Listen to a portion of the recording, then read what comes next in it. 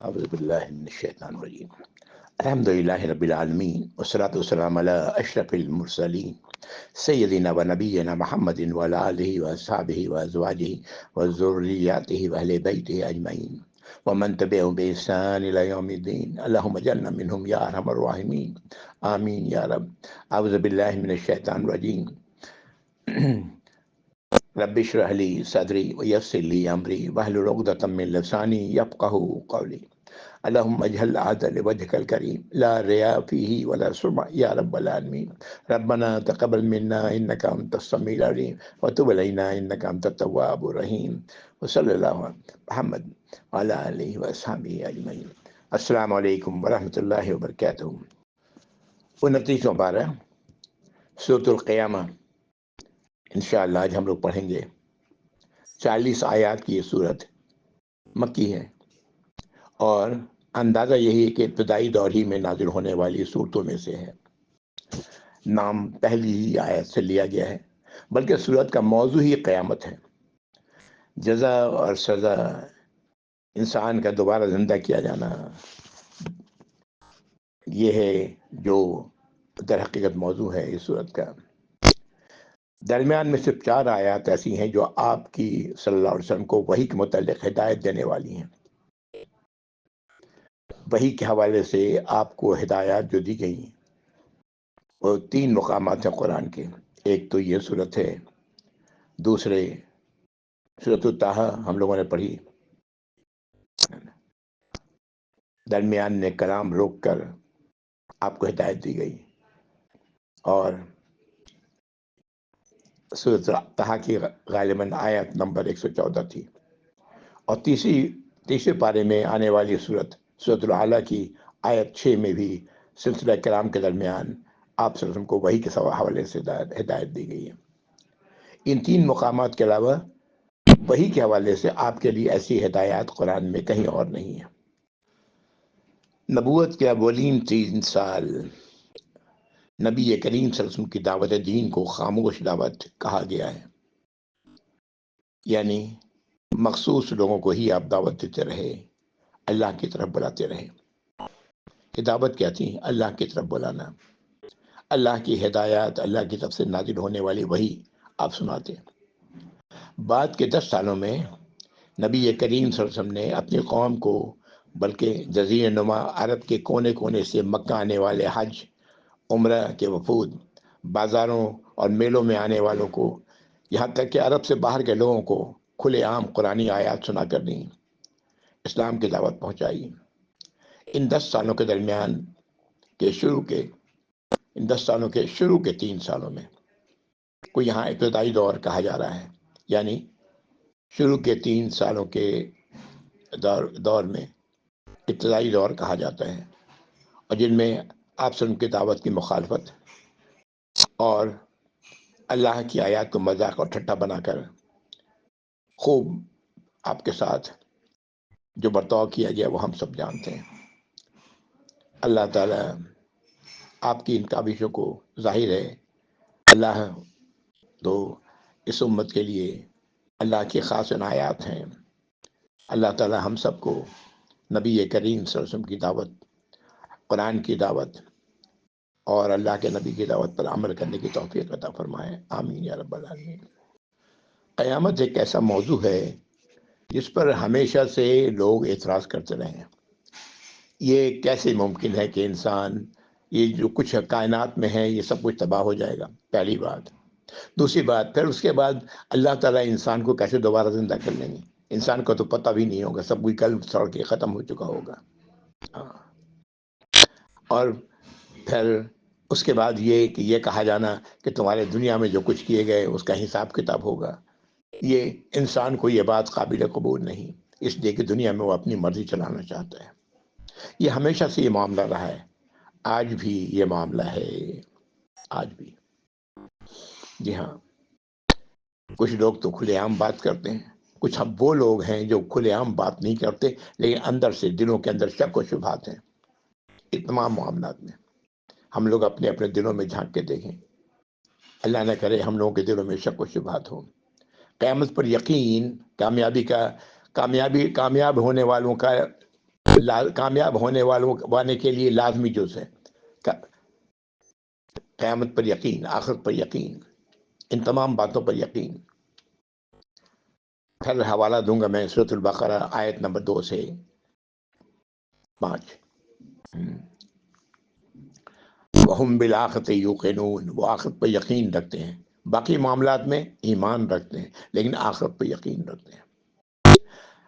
آج سائنسی دور میں، جس دور میں ہم بیٹھے ہوئے ہیں، آج سائنسداں اس بات کو یقین جانتے ہیں کہ یہ کائنات ختم ہوگی، یہ کائنات پھیل رہی ہے، ایک وقت آئے گا کہ اس سے بڑھنا شروع ہوگی۔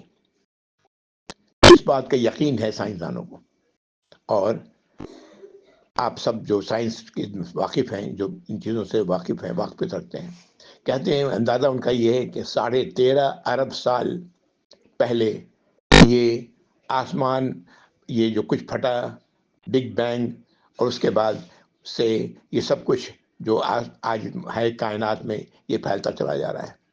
13.5 ارب سال قبل کی بات کرتے ہیں، اور پھر یہ کہتے ہیں کہ یہ کائنات ختم بھی ہوگی، جس طرح پھیلی اسی طرح سکڑے گی بھی۔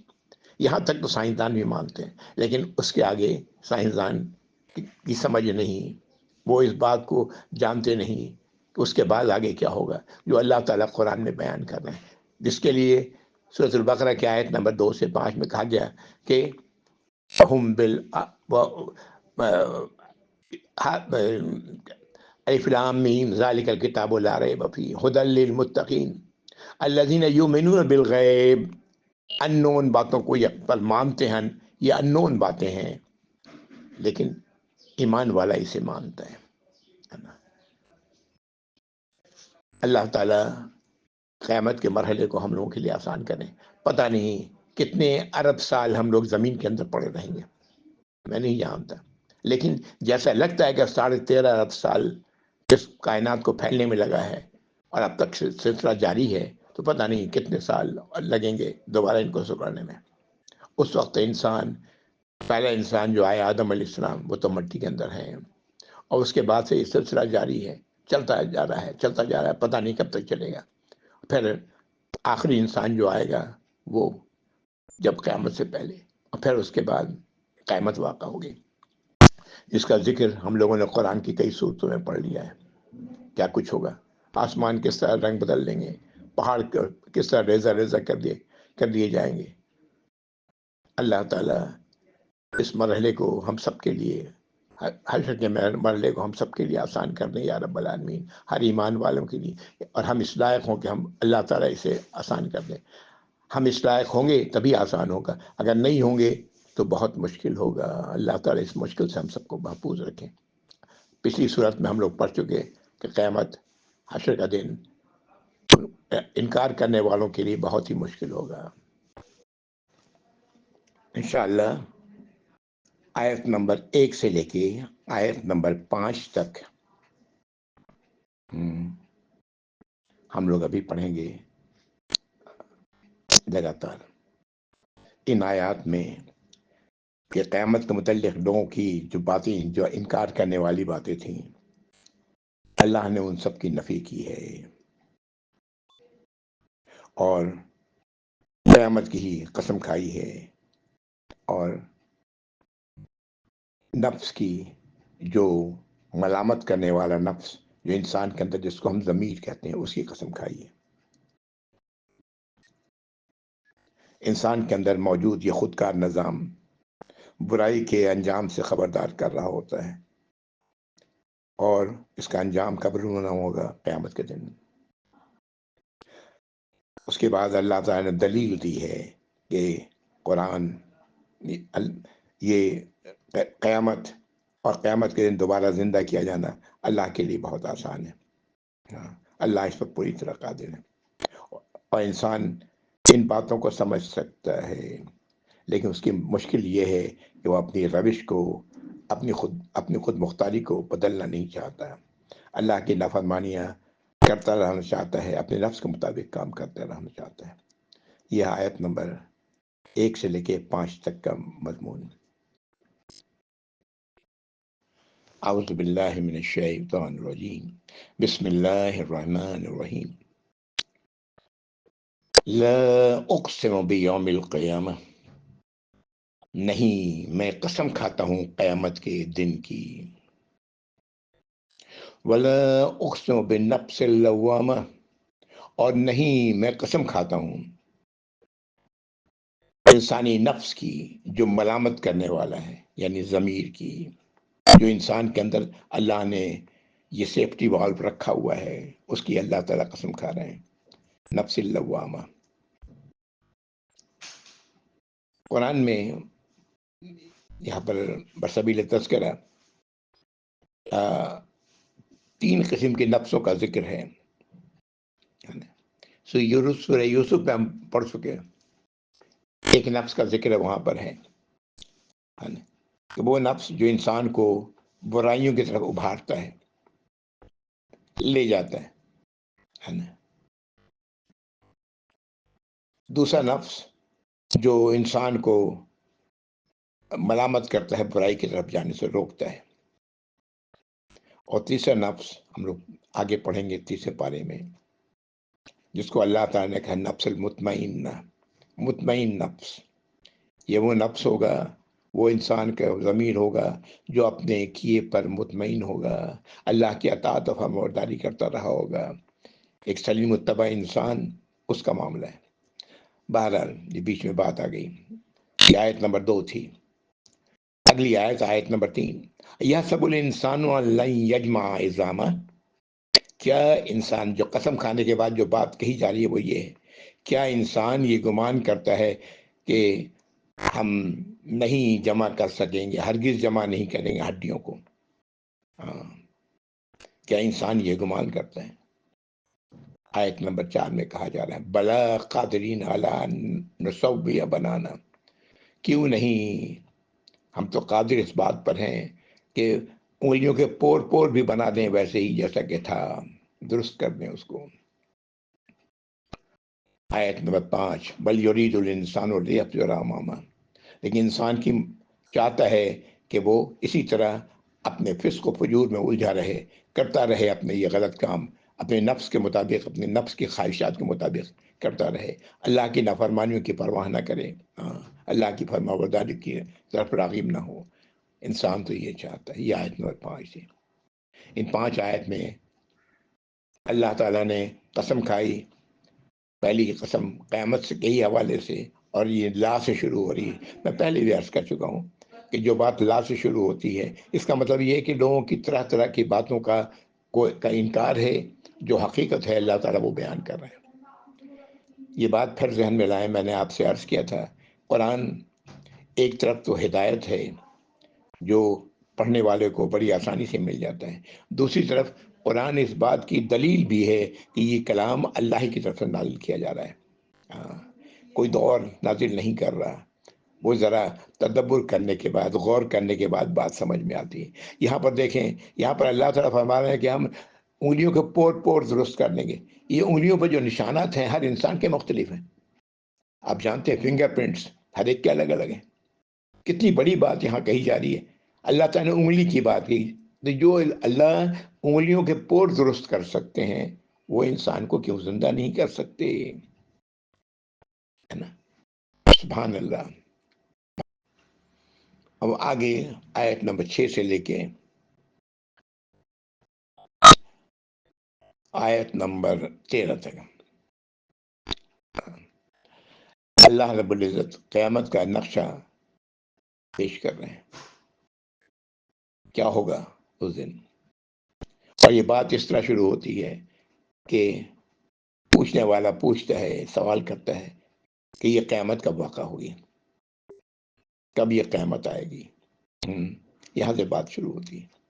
در حقیقت قرآن میں جتنے مقامات پر اس قسم کی باتیں ہیں، وہاں اللہ کا جو تجزیہ ہے وہ صاف ایک ہی ہے، وہ یہ ہے کہ یہ تمام لوگ در حقیقت قیامت کا انکار کرتے ہیں، قیامت کو ماننے کے لیے تیار نہیں، اپنی حرکتوں سے باز آنے کو یہ تیار نہیں۔ یہاں پر بھی ایسے لوگوں کا حوالہ ہے۔ اعوذ باللہ من الشیطان الرجیم، آیت نمبر 6، یسأل ایان یوم القیامہ، پوچھتے ہیں کہ کیا پوچھتا ہے کہ قیامت کب واقع ہوگی، قیامت کا دن کب آئے گا۔ فَإِذَا بَرِقَ الْبَصَرُ، تو جب نظریں چندیا جائیں گی، نگاہیں چندیا جائیں گی، آنکھیں چندیا جائیں گی، وخسف القمر، اور چاند کو گرہن لگ جائے گا، چاند بے نور ہو جائے گا، وجمع الشمس والقمر، اور سورج اور چاند کو جمع کر دیا جائے گا، یقول الانسان یومئذ این المفر، اس دن انسان کہے گا کہ کہاں ہے بھاگنے کی جگہ، کہاں بھاگ سکتے ہیں ہم. یقول الانسان یومئذ این المفر، انسان کہے گا اس دن، تمام انسان کہیں گے کہ بھاگنے کی جگہ کہاں ہے. کلا لا وزر، اللہ تعالیٰ فرما رہے ہرگز نہیں، کوئی پناہ نہیں، کوئی ٹھکانہ نہیں. الی ربک یومئذ المستقر، اس دن تو تمہارے رب ہی کی طرف تمہارا ٹھکانہ ہے، قرارگاہ ہے جہاں تم جاؤ گے. یونبأ الانسان یومئذ بما قدم واخر، اس نے اللہ تعالیٰ آگاہ کر دیں گے، بتا دیں گے انسان کو جو کچھ اس نے آگے کیا اور جو اس نے پیچھے چھوڑا، یعنی کون سا عمل اس نے کیا اور کون سے عمل سے وہ اپنے آپ کو گریز کرتا رہا. یہ ساری باتیں اللہ تعالیٰ اس دن بتا دیں گے. یہ آیت نمبر 13 تھی. یہ ہے وہ آیات جو اللہ رب العزت نے قیامت کے حوالے سے نازل فرمائی ہیں. وہ دن بڑا سخت ہوگا. اس وقت جو لوگ ہوں گے اللہ بہتر جانتے ہیں کون ہوں گے، ہم ہوں گے یا ہمارے آنے والی نسل میں سے لوگ ہوں گے، اللہ بہتر جانتے ہیں. کہیں گے بھاگنے کی جگہ کوئی ہے، اللہ تعالیٰ فرما رہے ہیں کہ اس دن بھاگنے کی کوئی جگہ نہیں ہوگی، ٹھکانہ تمہارا کہاں ہوگا، اللہ ہی کی طرف. اور اللہ تمہیں آگاہ کر دیں گے جو کچھ تم کرتے رہے ہو اپنی زندگیوں میں، اور جن چیزوں کو تم نے کیا اور جن چیزوں کو تم نے چھوڑا، اللہ اس کو آگاہ کر دیں گے. یہ آیت نمبر 13. آگے کی 2 آیات انسان کا معاملہ ہے. اللہ تعالیٰ فرما رہے ہیں آیت نمبر 14 میں، بل انسان والا نفس ہی بصیرہ، بلکہ انسان تو خوب جانتا ہے اپنے آپ کو، بری طرح وہ اپنے آپ کو دیکھ رہا ہے، اس کے اندر کیا ہے، باہر کیا ہے، وہ کیا کر رہا ہے، کن نیتوں سے کر رہا ہے، وہ پوری طرح واقف ہے. آیت نمبر 15، وَلَوْ أَلْقَىٰ مَعَاذِيرَهْ، چاہے وہ کتنی ہی معذرتیں پیش کرے، دوسروں کو کتنا ہی یقین دلانے کی کوشش کرے، لیکن وہ تو اپنے آپ کو جانتا ہے. کیا یہ حقیقت نہیں؟ کون سا انسان اس بات سے انکار کر سکتا ہے؟ اور یہ بات کون بتا سکتا ہے اللہ کے سوا؟ سبحان اللہ. آگے آیت نمبر 16 سے 19، وہ ہدایت ہے جو اللہ رب العزت نے نبی کریم صلی اللہ علیہ وسلم کو وحی کے حوالے سے دی، اور ان سے خود ہی پتہ لگ جاتا ہے کہ کیا کیفیت تھی آپ کی جس کی وجہ سے آپ کو یہ ہدایت دی گئی. آپ اپنی چاہ رہے تھے کہ جو وحی نازل ہو رہی ہے اس کو ہم جلدی جلدی ساتھ ساتھ دہرا کے یاد کر لیں، اس پر یہ ہدایت دی گئی ہے.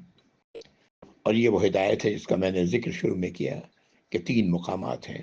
سورہ طٰہٰ کی آیت نمبر 114 اور 30 پارے کی سورۃ الاعلیٰ میں، اور یہ سورہ قیامہ میں. اعوذ باللہ من الشیطان الرجیم. آیت نمبر 16، لا تحرک بہ لسانک لتعجل بہ، مت حرکت دیں اپنی زبان کو جلدی یاد کرنے کے لیے، یعنی جلدی جلدی اپنی زبان کو نہ چلائیں. یعنی وحی کے ساتھ ساتھ آپ چاہ رہے تھے کہیں وہی بھول نہ جائیں تو اس کو ساتھ ساتھ دہراتے جا رہے تھے. لا تحرک بہ لسانک لتعجل بہ، کہا جا رہا ہے نبی صلی اللہ علیہ وسلم آپ قرآن کو جلدی یاد کرنے کے لیے اپنی زبان کو حرکت نہ دیں. آیت نمبر 17، اِنَّ عَلَيْنَا جَمْعَهُ وَقُرْآنَهُ، بے شک یہ ہم پر ہے کہ اس کو جمع کر دیں اور اسے پڑھا دیں. یہ اس کی ذمہ داری ہم پر ہے. یعنی اللہ تعالیٰ قرآن کو جمع کریں گے اور آپ پڑھا بھی دیں گے. یہاں سے ایک بڑی حقیقت سامنے آتی ہے. آج جو قرآن ہمارے ہاتھوں میں ہے اس کو جمع کس نے کیا ہے؟ اللہ نے. اللہ تعالیٰ یہاں فرما رہے ہیں کہ یہ ہماری ذمہ داری ہے کہ قرآن کو جمع کرا دیں اور اس کو پڑھا دیں۔ آیت نمبر 18، فَإِذَا قَرَأْنَاهُ فَاتَّبِعْ قُرْآنَهُ، تو جب آپ پر پڑھ دیا جائے قرآن تو آپ اس کی پیروی کریں، جب اسے پڑھیں تو اس کے پڑھنے کے در پہ اس کی پیروی کریں، یعنی اس کو یاد کرنے کی آپ کوشش نہ کریں بلکہ اس پر عمل کرنے کی کوشش کریں۔ ثم ان علینا بیانہ، آیت میں 19، پھر میرے ذمے ہے کہ اس کو بیان کر دیا جائے، اس کو واضح کر دیا جائے، یعنی قرآن کی وضاحت اللہ نے خود کی ہے۔ احادیث میں نبی کریم صلی اللہ علیہ وسلم کی طرف سے جو باتیں ملتی ہیں قرآن کی وضاحت کے سلسلے میں، یہ ساری کی ساری وضاحت اللہ نے آپ کو وحی کے ذریعے بتائی۔ ہاں، اور اس طرح وہ لوگ جو اپنے آپ کو اہل قرآن کہتے ہیں اور سنت کا انکار کرنے والے ہیں، ان کو عقل آنی چاہیے کہ یہاں پر اللہ تعالیٰ کیا فرما رہے ہیں۔ اس کی وضاحت اللہ نے کی، احادیث اللہ کی طرف سے۔ میں نے ایک بات عرض کی تھی، میری اپنی سوچ ہے اور میں اس بات پر قائل ہوں اپنے طور پر کہ انبیاء اور رسولوں کی خود مختاری مکمل طور پر اللہ کے ہاتھ میں ہوتی ہے، مکمل طور پر۔ کئی بار وہ شاید وہ سمجھ رہے ہیں کہ یہ میں نے کیا، لیکن در حقیقت وہ نہیں کرتے بلکہ یہ اللہ کی طرف سے کیا جاتا ہے، اللہ کی وحی کے مستقل پیروی میں ہو کرتے ہیں۔ اور میں نے اس کی دلیل میں نے چند باتیں میں نے عرض بھی پہلے بھی کی تھی، واللہ عالم، بہرحال یہ میری اپنی سوچ ہے، اللہ بہتر جانتے ہیں۔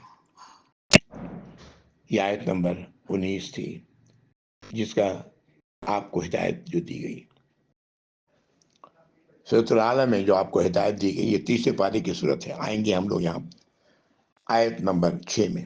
اللہ تعالیٰ کلام روک کے، جو وحی کی جا رہی ہے روک کے کہتے ہیں سَنُقْرِئُكَ فَلَا تَنْسَىٰ، ہم آپ کو پڑھا دیں گے، آپ نہیں بھولیں گے، اِلَّا مَاشَاءَ اللَّهُ، آیت نمبر 7 میں کہا گیا اِنَّهُ يَعْلَمُ الْجَهْرَ وَمَا يَخْفَىٰ، سوائے اس کے کہ جو اللہ چاہیں گے۔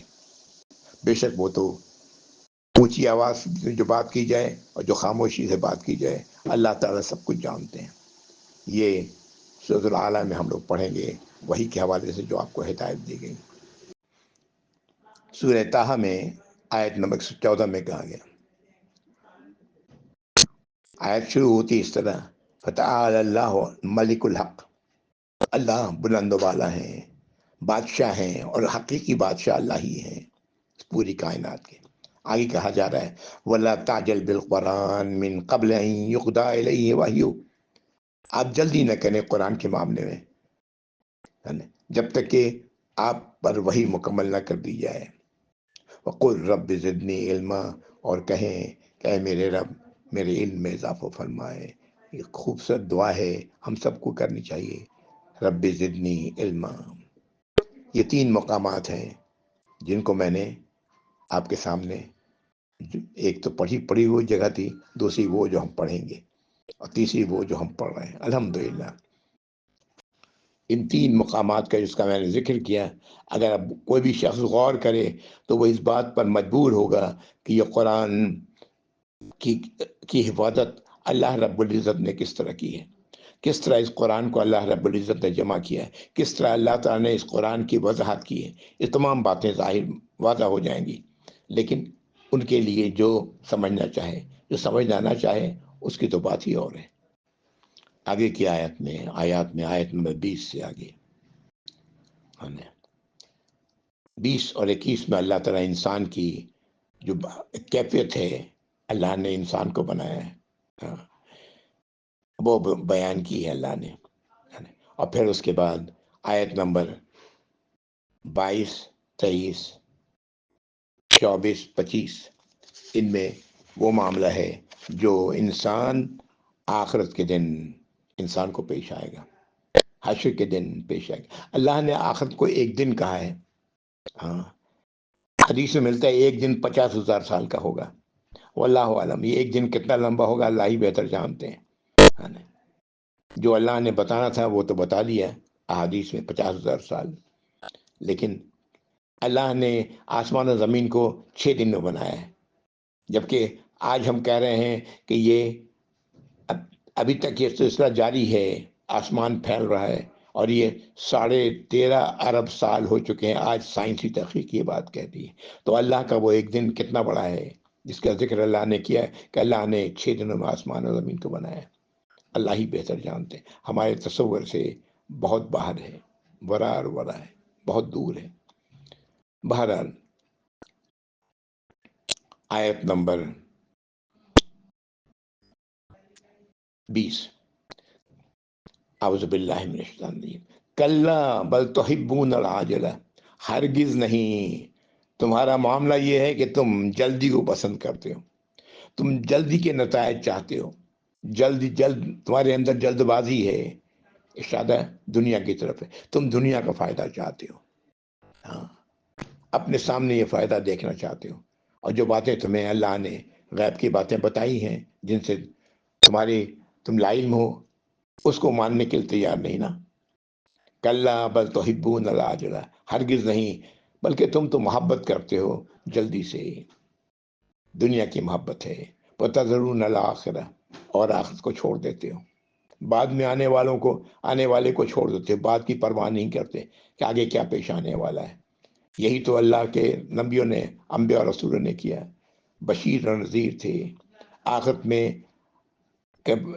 کا فائدہ حاصل کرنا، وہ انہوں نے بتایا کہ آخرت میں اللہ کی فرمانبرداری کرنے والوں کو کیا ملے گا، ان کے لیے بشارت تھی، اور اللہ کی نافرمانیوں کو کرنے والوں کے کیا نتائج ہوں گے، یہ انہوں نے خبردار کیا۔ تذرون الآخرہ، آخرت کو چھوڑ دیتے ہو۔ اب آیت نمبر 22 میں کیا ہوگا آخرت میں، وجوہ یومئذ ناظرہ، اس دن چہرے ہوں گے جو بڑے کھلے ہوئے ہوں گے، بارونق ہوں گے، الی ربہا ناظرہ، وہ چہرے دیکھ رہے ہوں گے اپنے رب کی طرف، دیکھتے ہوئے ہوں گے، اپنے رب کو دیکھ رہے ہوں گے۔ وجوہ یومئذ باسرہ، اور کتنے چہرے اس دن بگڑے ہوئے ہوں گے، بے رونق ہوں گے، اداس ہوں گے۔ ہاں، یہ آیت 24 ہے، تظن ان یفعل بہا فاقرہ، انہیں اس بات کا یقین ہوگا کہ جو کچھ اب ان کے ساتھ ہوگا وہ بہت کمر توڑ ہوگا، تباہی ہوگی ان کی۔ یہ آیت نمبر 25، یعنی اس کیفیت کو دیکھ کے انہیں، اس لیے کہ دنیا میں تو اسی کو وہ جھٹلاتے رہے تھے، اب انہیں پتہ لگ جائے گا کہ وہ سب آگے جو کچھ ان کے ساتھ ہونے والا ہے وہ ان کی کمر توڑ دے گا۔ یہ آیت نمبر 25۔ نبی کریم صلی اللہ علیہ وسلم سے سوال کیا کہ کیا ہم اللہ کو دیکھیں گے؟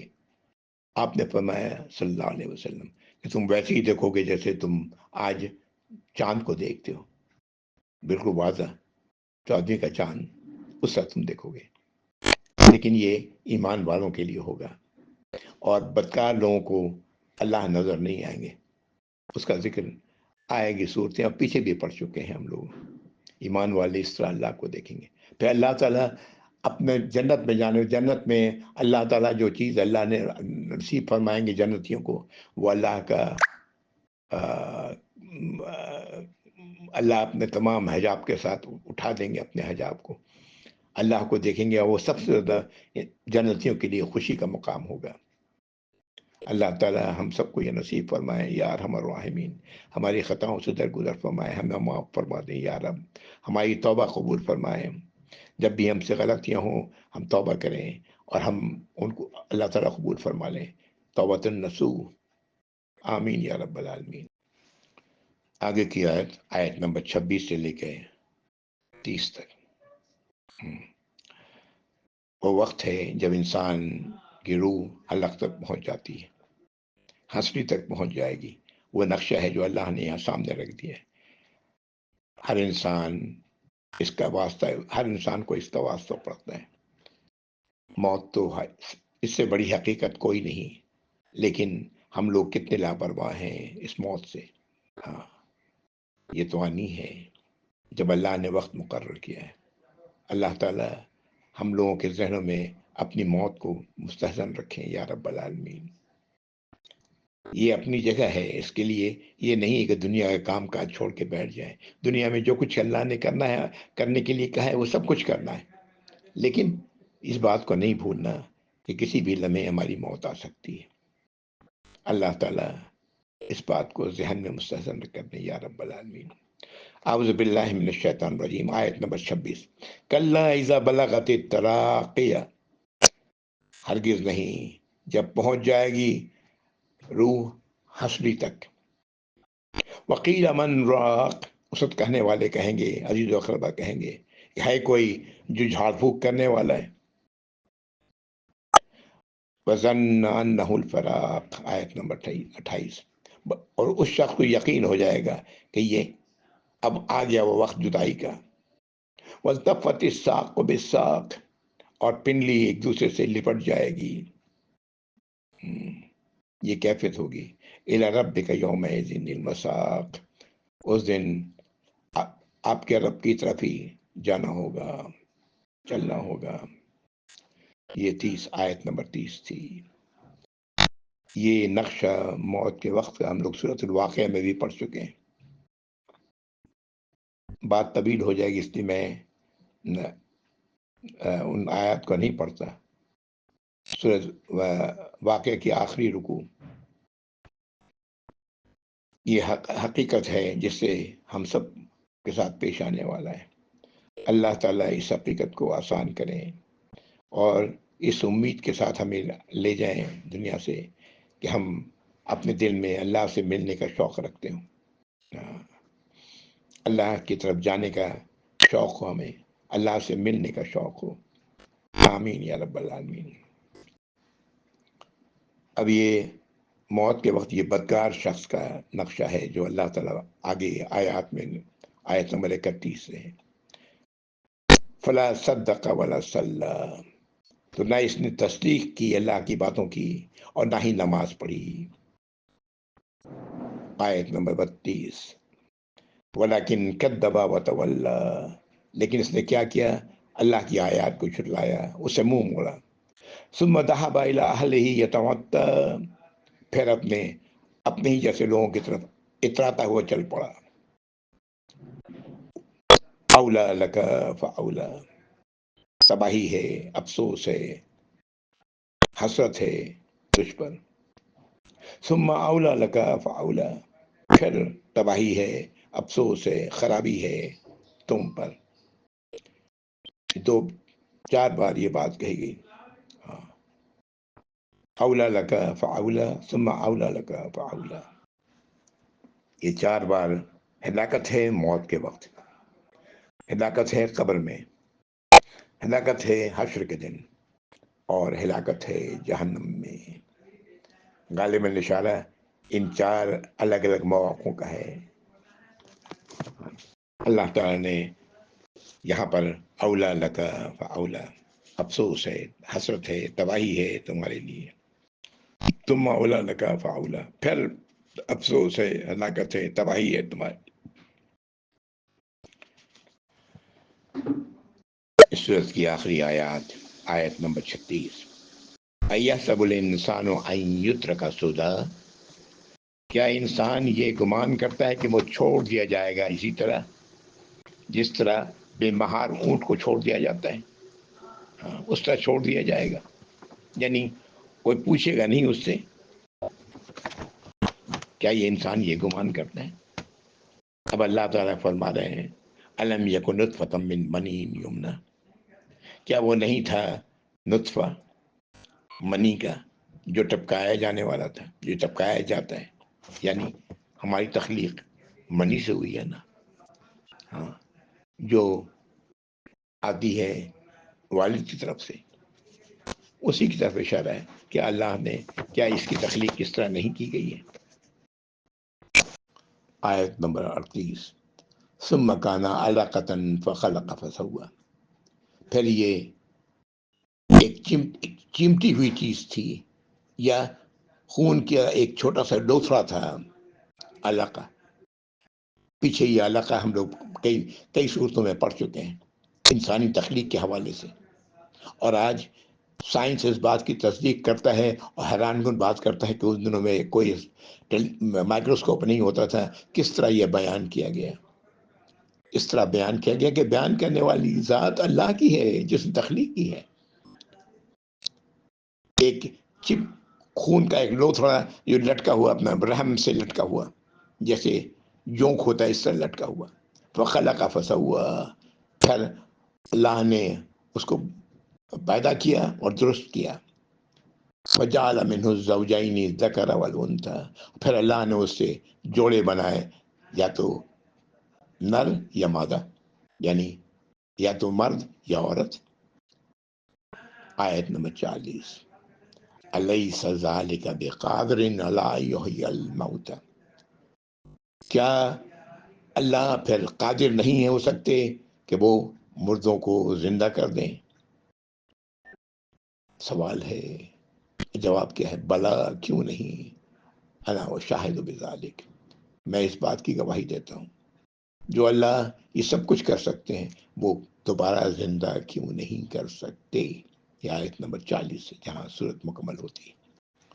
نبی کریم صلی اللہ علیہ وسلم کا یہ قول ملتا ہے کہ جب صورت 3 پارے میں صورت آئے گی، جب آخری آیت الیس اللہ بأحکم الحاکمین، کیا اللہ تعالیٰ نہیں ہے سب سے بہتر فیصلہ کرنے والے، تو کہنا چاہیے بلا وانا علی ذالک من الشاہدین، کیوں نہیں، اور میں اس پر گواہ ہوں.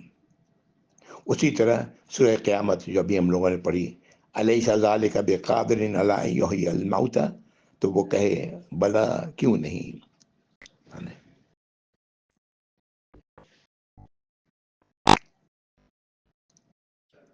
یہ صورت مکمل ہوتی ہے. الحمدللہ، وآخر دعوانا الحمدللہ رب العالمین، وصلی اللہ علی محمد وعلی آلہ وصحبہ وازواجہ وذریاتہ واہل بیتہ اجمعین ومن تبعهم بإحسان الی یوم الدین. اللہم اجعلنا منہم یا رب العالمین، آمین یا ارحم الراحمین. یا رب، قیامت کے دن کو آسان کیجیے گا معبود ہم سب کے لیے. یا رب، ہمیں اس لائق بنائیے کہ وہ دن ہمارے لیے آسان ہو. ہماری اعمال، ہماری اپنی کام، اپنی دنیا کے اعمال کا نتیجہ ہوگا اس دن جو ہم سامنے اپنے دیکھیں گے. اللہ تعالیٰ ہم سب کو اللہ کی اطاعت و فرمانبرداری کرنے والا بنائے، اللہ کی نافرمانیوں سے بچنے والا بنائے. نافرمانیوں سے بچنا زیادہ اہم ہے بنسبت فرمانبرداری کرنے کے. نافرمانیوں سے بچنا زیادہ اہم ہے، اس لیے کہ نافرمانیوں سے بچنے والے لوگ ہی متقی ہیں، اور متقیوں کے لیے جنت ہے. السلام علیکم ورحمۃ اللہ وبرکاتہ. جزاکم اللہ خیر.